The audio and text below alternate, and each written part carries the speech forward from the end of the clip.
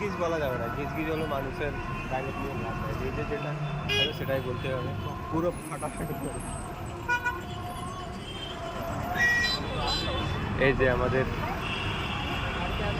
Border security force, আমরাও চাচ্ছিলাম এখানে যাব, কিন্তু আমাদের কোনো মতে যাইতে পারিনি। তারপর যে টোটোর সামনে দুটো ভালো ভালো মেয়ে দেখা যাচ্ছে, কারোর লাগলে বলতে পারবেন।